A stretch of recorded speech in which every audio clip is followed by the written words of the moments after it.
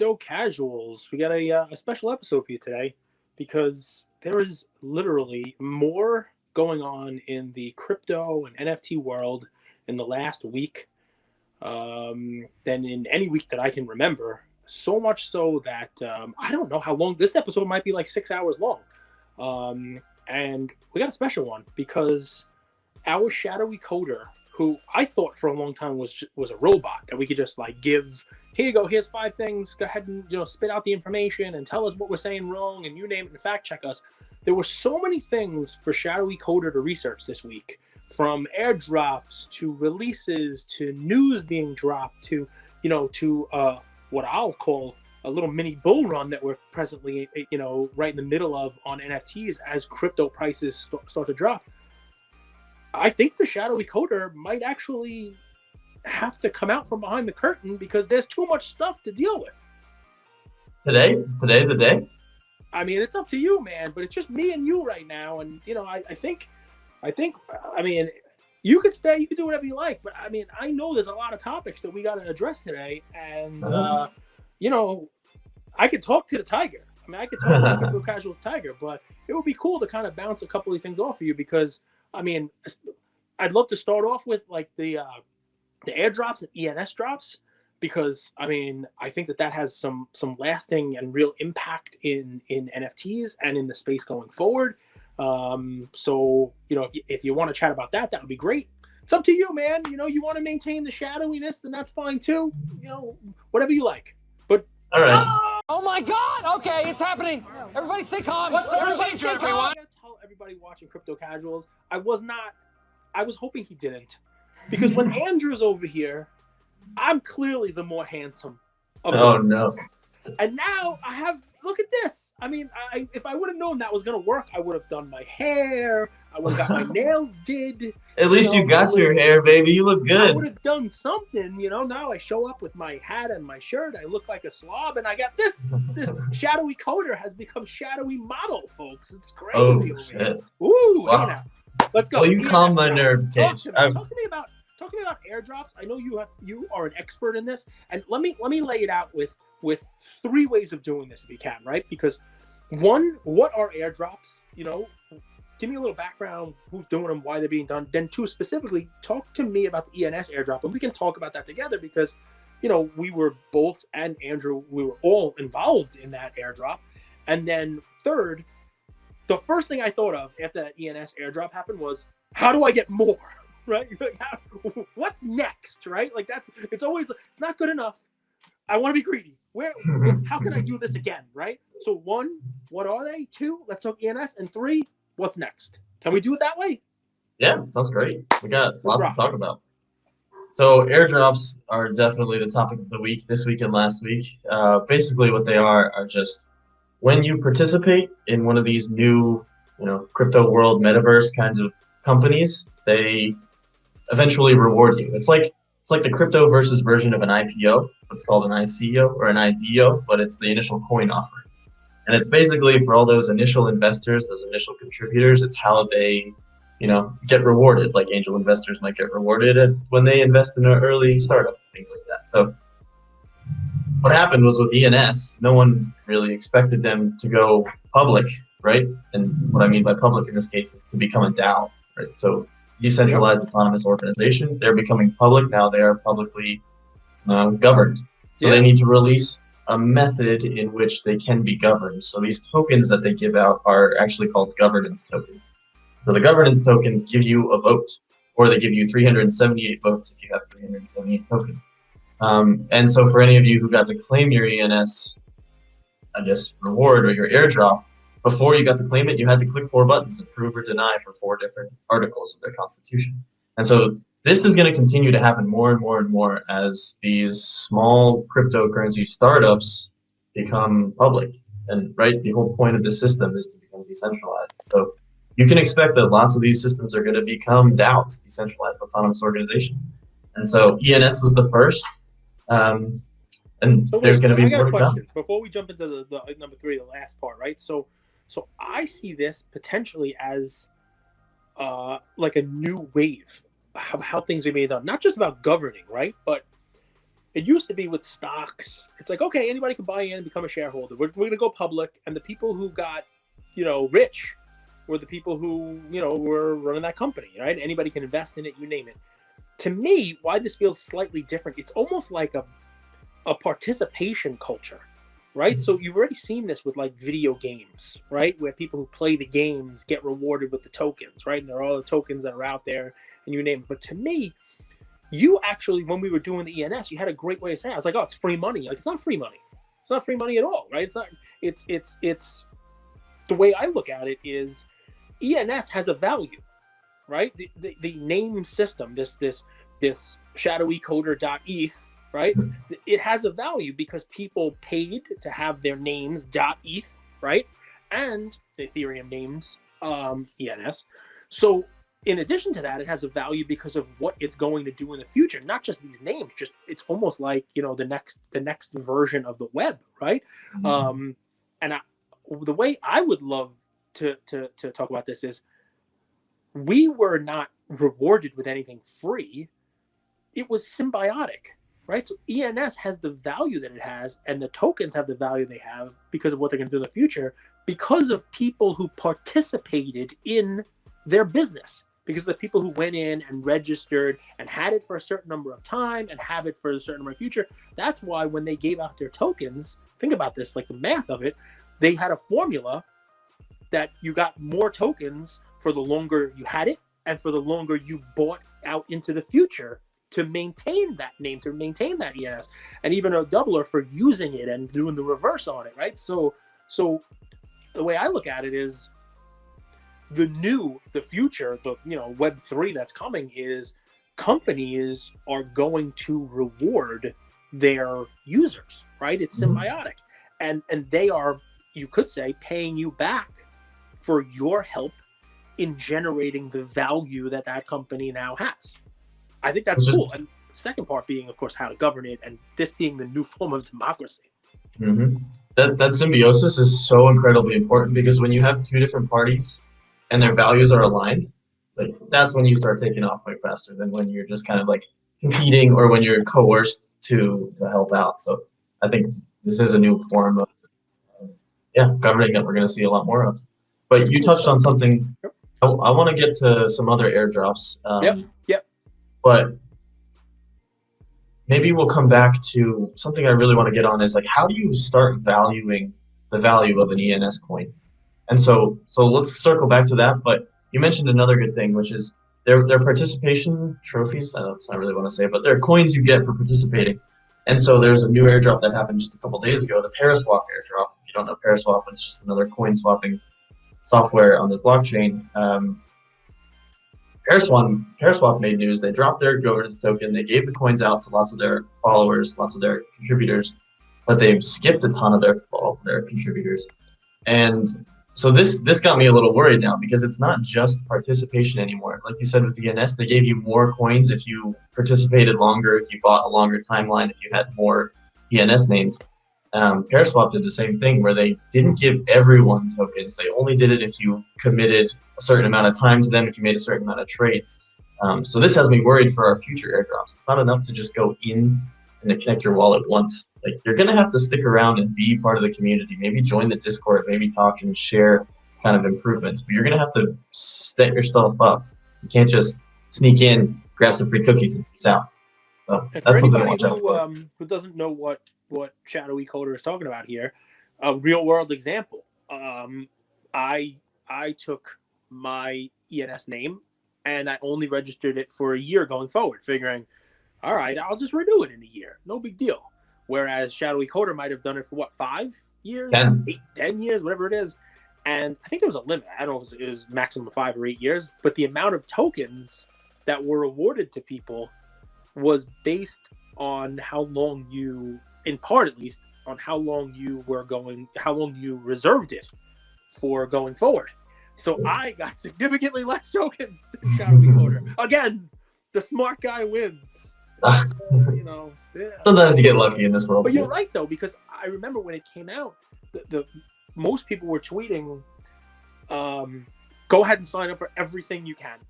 Go use every swapping thing. Go use everything that has to do with what you do. Anything that has to do anything with NFTs or Web3. Just sign up, get an account, put in $1, and be done. And it sounds like what you're saying is that may not be enough. Companies are going to be hip to that. They're, squatting might not be enough. 3 that I'm looking at right now. One of them's Optimism. What I'm looking at right now. One of them's Optimism. One of them's Hop, and one of them's Arbitrum. So Optimism and Arbitrum are layer 2 chains, and then Hop is how you can transfer money to the second layer or between chains on the second layer. Those are the 3 I was really excited about, and I prepped myself to get them. I'm going to make a video to prep all you guys how to get them as well. But yeah, when the Paraswap news came out, it's, I don't know, a little scary. I don't know if I'm so keen on showing everyone how to do it now, because I probably spent at least $300 worth of gas, just like sending little bits of money out and connecting my wallets to all these different places. I've done such little contributing to those communities, though, that I don't know if I'll earn any airdrops. It might just have been a lost 300, and I don't know. What I got from the 300 was learning a little bit about how to use those systems, but I might not make my money back on those. I don't know. Who knows?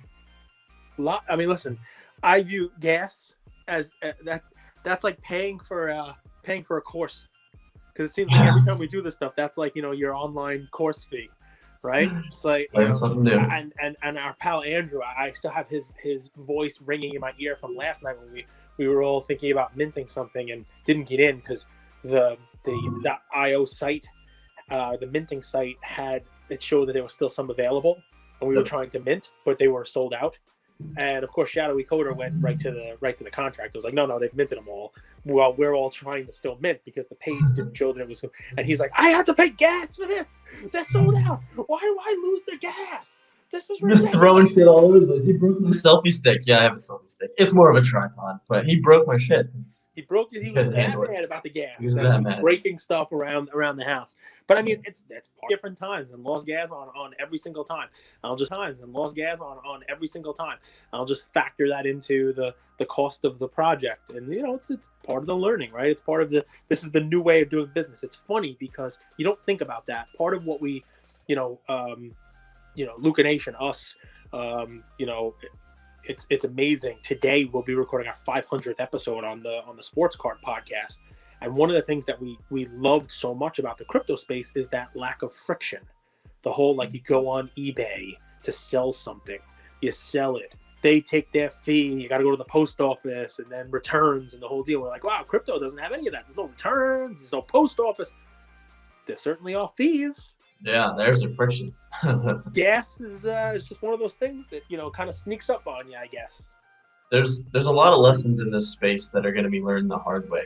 Like, if anyone ever tries to send Bitcoin to an Ethereum wallet and then it just disappears, there's going to be lots of hard learnings. Things like I clicked yesterday. Thank God I was fast enough. But yesterday when we were minting that project, I clicked confirm on a transaction that was about to charge me $1,800 in gas. Luckily, I quickly could cancel that, but that would have been another hard learning episode where I was like, take time, pause, read through the little fine terms.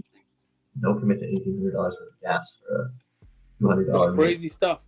All right, so we got airdrops.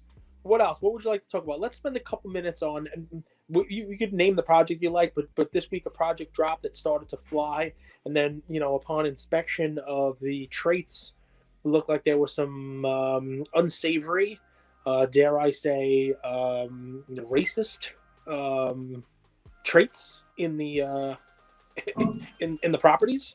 So I would name the project if I heard of it, if I remember the name, but I don't. I know you do, and I think it's worth mentioning just so that our sort of like viewers know. Kind of thing, right? I mean, like, yeah, it is what it is. So do you know about it? I mean, what happened? I did not mint it. I did not buy into it, but I did see the fallout on Twitter. It's funny. This seems to be happening. I mean, I shouldn't use the word funny. This stuff seems to be happening more often. And one of the cool things about the NFT space is people don't put up with that stuff. People don't tolerate that garbage. Something like that came up during NYC NFT NYC, and the project tanked. Also, another project where it came up. One of the team had some art that came out about them that they had done in the past that was clearly unsavory. And what I've seen, and I guess we could just leave it at this. I don't know why anybody would do this, But what I've seen is, and I guess I'm proud to tangentially be a member of the NFT community and the crypto space, right? This community handles that stuff the right way. It's just done. It's like zero tolerance. It's not okay. We're good. It's a mistake, or there's no room for that here. That's what makes this space different. And it's one of those things. It's another thing you have to look for before you jump heavy in a project. I mean, I saw somebody that I happen to follow was like, I'm just taking the L right now. I'm going to lose 1, maybe 2 ETH and just sell them. They're gone. I'm selling whatever I have, whatever I get for it. I'll get for it. I'll take the loss. It's like the worst loss I've had in the 24-hour period on one project, from mint to sell out. But I'm not going to be a part of it. And you're not going to see that everywhere. And it's cool. That's kind of what this space is about. So. And then along the same thread, just kind of in the opposite direction, we keep bringing up the, probably know who I'm going to bring up, but the raccoons. Raccoons! Yeah. I know, right? So that was an interesting story. It just happened recently where, the developers said, we're killing the project. Everyone on the development team has lost interest. Consider it done. We don't plan on giving any of the money back or the contract or blah, blah, blah. Well, the community kind of banded itself together to support each other. Everyone who owns these raccoons, they got all the artwork, and now they're creating another project. They're going to use the same art. They're not going to use the same OpenSea account, so the developers won't continue to get secondary market sales and all that stuff. But it's an interesting kind of opposite to what you were talking about. The community really does stick together, right? They weed out the bad things, but then they also bring up the good things. And I got a question for you then, Shadowy Coder. Right? I have a theory about luck, and I have a theory about influencers, and I have a lot of theories about what makes a project successful, right? Okay. And we'll get to all those in due time over multiple episodes, right? And people won't like to hear it because I think luck has a lot to do with it. I really do. And I think insider buying has a lot to do with it also. And I'll remind everybody that Pranksy had 1,250 apes at one point in time. 1,250 apes. But I digress. When you read about what makes a successful NFT, what do you read? It's got to have great art. It's about the art. It's got to have a great community. The community has to be bought in, right? Mm-hmm. And it's got to have, some something cool there, right? So you need the art, the community, and something cool on top of it, right? Like a roadmap? Roadmap, maybe something cool, something else that's there. I mean, a lot of projects didn't have roadmaps, and the roadmaps come and they're successful. I guess you could add in an active development team, maybe, but so. Well, you remember Zane Ghaziani when he came on. He's like, one of the most important things you can do is have your developers come into the Discord every day, right, and be active and do updates a day. So what's amazing is if you're a developer and you have all the other stuff, you have the makings of a project that could really be great. You're the missing piece. The raccoons, what's amazing about it is it has great art, right? And obviously the community is behind it because they're now with a dead project. They're trying to resurrect the thing, right? And there's a lot of people in Discord, trying to bring this back. Yeah. It's sad because it was a lot of people's first NFTs. And it did have a certain special thing. It had that secret, angels roadmap of burn your raccoons and make them into angels. And then it was, they turned them all into bones and had a great story. There was a Medium article about it. It was to me, this thing has everything. And yet it's worthless. Yeah, I was convinced too. I really like to see all the potential for roadmap. It's so worthless to me that the 50 or so that I still own, and it's good to say this, guys. We're talking about a project here, and yes, Shadowy Coder and I both own this. I have them in my hidden folder so that I don't have to look at them anymore. I've moved them into hidden. The shame. They're shame. So I don't want to see them, so they've moved. They're not even in my active collection on OpenSea right now. So I actually I like the art. So I kept a few of them in my, I don't know what I have, 15, 20 something. So I hid 15 of them and I kept 5. So as a reminder every once in a while, but I also do like the art. And I don't know, maybe it's masochism, but I'm not happy about it at the moment. Well, I mean, listen, it's an interesting thing, right? Because everything, you could do your research, everything could look right about a project. You'd have an active, rapidly active community. You could have artwork that's cool. You could have like a cool, cool thing going on, and it could still drop a juice. It could still just completely collapse. It could still just not turn into something. It is an interesting space. It really is. So what else? You had a whole bunch of fun topics to talk about today. Well, you got to one of them. You mentioned a little bit of a bull run we've had on crypto lately. Does that have anything to do with that big 10% drop in ETH to Bitcoin and all the coins 2 days ago? I believe it does. I mean, it's funny because when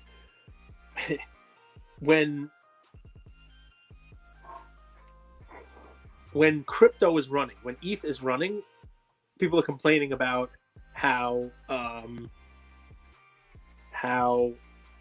prices of NFTs are going down, right? It's like, apes were 40, ETH goes up, apes go down to 30. And you know what I haven't seen this week? The sentence that I saw several weeks ago, which was 1 ETH is 1 ETH. Right? 1 ETH is 1 ETH. What are you guys doing? It doesn't matter. Come back to why are you dropping the price from 40 down to 30? 1 ETH is 1 ETH. All of a sudden, ETH is down. And the opposite happens, and the price of a Bored Apes went from 30 last week to floor to 50 this week, with a lot of NBA players and Jimmy Fallon and all these other people allegedly buying in, if it's really them. I mean, Twitter is an interesting place. And I don't hear anybody saying 1 ETH is 1 ETH. Nobody's saying, what are you guys doing? An ETH is an ETH. Why are you raising the price of this stuff? It shouldn't matter what the price of ETH is. Don't compare it to fiat. But clearly it does, and it's funny when it works out in the favor of the people who have those NFTs. They're not yelling 1 ETH is 1 ETH anymore, When it's convenient, I'll use this rule. So look, it's funny stuff. I will tell you, and we can do some research on this. I will tell you that I believe there is a correlation. I think people still ultimately in their brains do that US dollar to ETH conversion when it comes to NFTs, and it shouldn't surprise people that when the value of ETH goes down, the Bored Ape floor goes up. I think it should. I think it makes sense. Yeah. So I don't quite buy into that 1 ETH equals 1 ETH.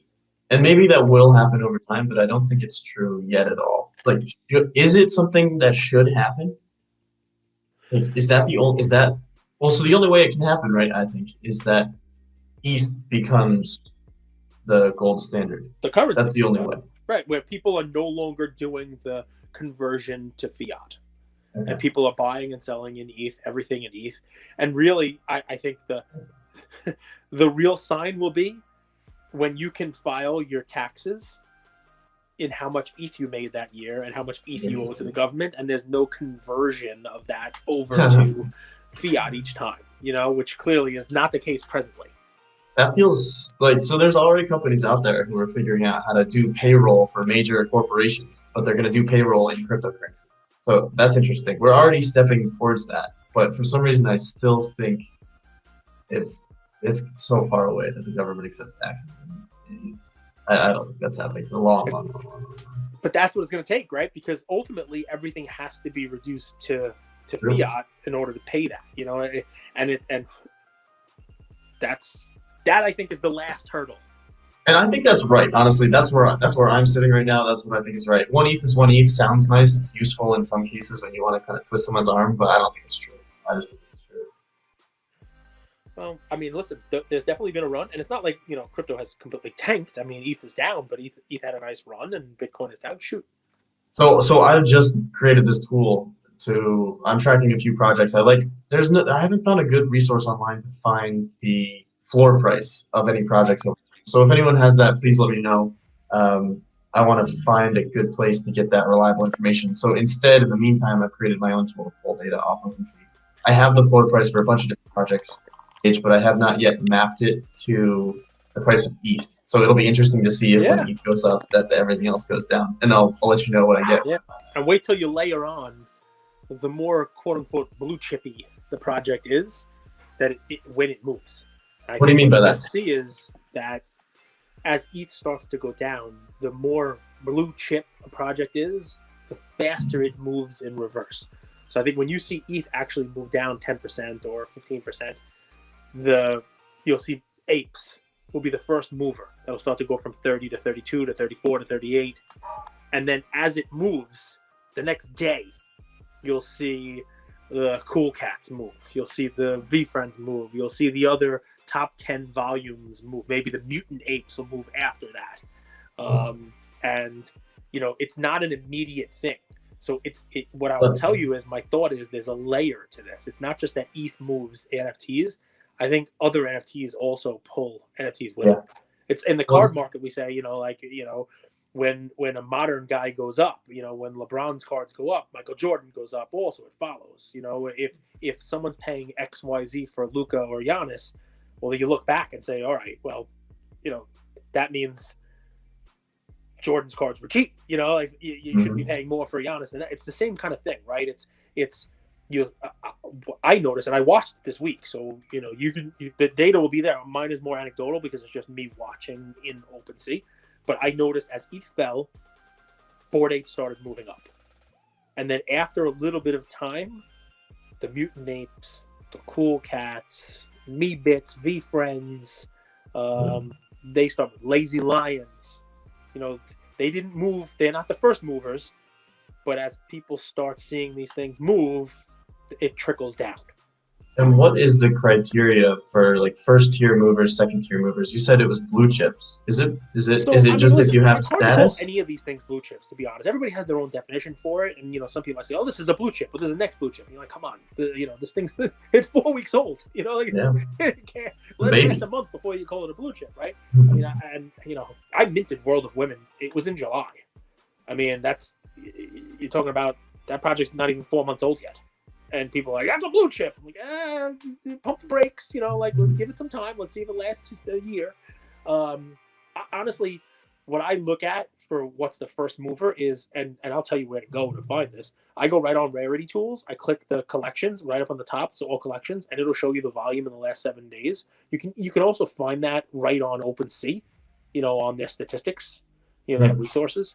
And you'll see things like the Bored Apes have $28 million worth of 28,000 ETH of volume in the last 7 days. The Mutant Apes have 14,000 ETH. Like, you'll see the volume over the last 7 days. That'll show you which ones are liquid. That'll show you which ones actually move. And, you know, VFriends, Lazy Lions, they usually round out like the top 10, you know? So I would say anything from there up are your movers, you know, the ones that you can look at as reactionary to the price of ETH. And you see volume definitely pick up. So, yeah, it's kind of noticeable. So there's a big drop off between, so Mechaverse is at number 8. Well, yeah, 1,100 ETH, and then Lazy Lions down at 850 ETH. So there is kind of a top 10. Yep. But man, there's a top one. Bored Ape Yacht Club is crushing it with 23,000 ETH. Especially this week. Bored Apes future. I mean, look at that number. And then do me a favor and figure out what the royalties are for OpenSea for that project this week. And when you start to think about that, people talk about what's a blue chip or not a blue chip, but they're going to be churning so much back in. Think what roadmap 6, 7, 8, 10, 48 are going to look like, what they're going to be able to do as far as, you know, get-togethers and as far as, you know, what they're able to throw together for their holders. Why people are spending, you know, the money. I saw Steve Aoki tweeted today that he had apes that he bought at like an ETH each, but he bought it again. And he's like, he bought it at this price, like right around 50.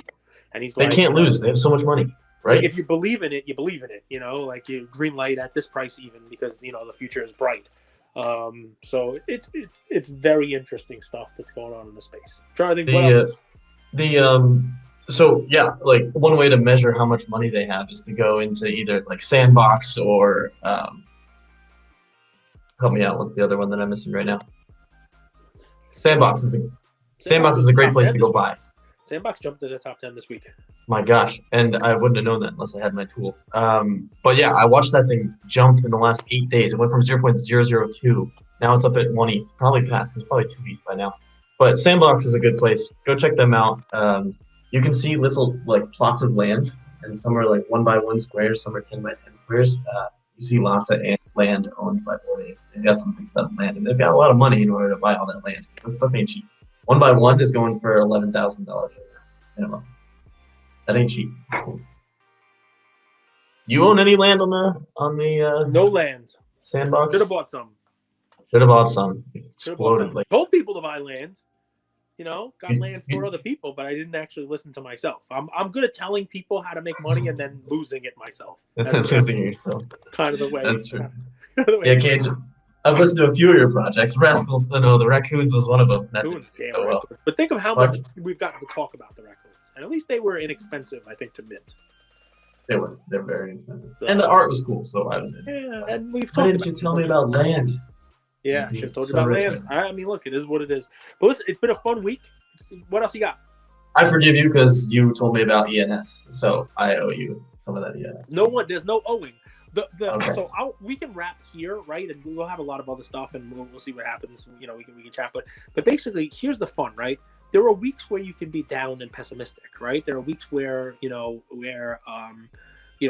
market is not flying, and then a week like this happens, and all of a sudden, there's just it's kicking off another bull run. What do we take away from that, right? What do we take away from something like this? If I'm right, what I would say is, even if you're an NFT person, have some ETH. Like, we call it like dry powder, for two reasons. Number one, it seems like, especially if you're holding the right NFTs, it seems like ETH moves up, NFTs move down, ETH moves down, NFTs move up. It's a nice hedge potentially. And Shadowy Coder is going to do some charting and see whether or not my theory is correct. But more importantly is this: if you have dry powder, if you have some ETH, and you're able to spot this run starting, like, I got to tell you, I did not have dry powder. I did not have ETH, and I missed out on a lot this week. I was looking at Lazy Lions 3 days ago in 0.86, 0.87. There were offers being accepted in 0.8 ETH, and they are like 1.5 right now. That's almost double. You could have almost doubled your money buying those, and they're a top 10. And if you watch, you see it's like dominoes falling. You saw the ape start to move. You saw the cool cat start to move. And then all of a sudden it's like, okay, well, we're next. And you see it just start, and it just snowballs over the course of a 24-hour period, right?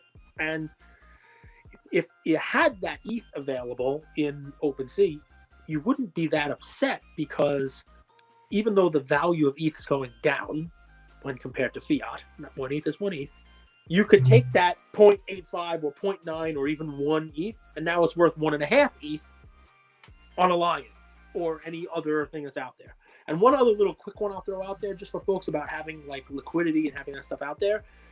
As this run was happening, as this cascade was going on, I own Lions, so I'll throw that out there. I own Lions, and I own quite a few. And I don't like selling them because they're cool, but there was a cool cat that popped up at 7.3 ETH that I really liked, right? It had a bucket hat, this cool face. I showed it to my daughter. She's like, that's a cool one. I have the same hat, So within like an hour while I was recording another episode, I needed to sell one Lion to get enough liquidity in my account to buy that cool cat. Did you get it? We started doing the episode. My Lion sold. At the same time, the cool cat also sold. Oh no! So now I sold my Lion, and I'm now liquid, and I'm missing the gains on the Lion. And wouldn't you know it, that was a floor cool cat at 7.3. Literally, a couple of hours after, the floor is 9 and change. That genie went in and swept the cool cat floor for $1 million, and just bumped that floor. I think it's come down a little since, but it's look, guys. Having a little bit of ETH in the wallet as a hedge is great. Having it as a little bit of dry powder is great if you have the ability to do it, because that was the worst case scenario for me, because I wound up selling and missing the gain on the Lion because it went up after I sold, and not being able to get in to catch the gain on the cool cats either. So, have a plan, figure it out. I mean, it's funny. Wise words, Cage. Cage comes from the traditional collectibles world, and he's got loads of experience there. He's one of the first in the NFT world. He's gaining loads of experience, and he's got that mind. So thank you for dropping that knowledge on us, Cage. Appreciate it. Learning something else. Thanks, Shadowy Coder. I'm glad we got you out from behind the curtain today. This was fun. I know, right? No, well, let me see that hair. Let me see that hair. We can have a hair off every day. Oh, he's not going to show it. At least he's still got the hairline. I got a lot. This is just, it's just not done. There's too many good looks on this show right now. We can't let Andrew back. It'll be too much. You got to love it. All right, Shadowy Coder, we'll come back. Thanks, Crypto Casuals. Talk to you soon.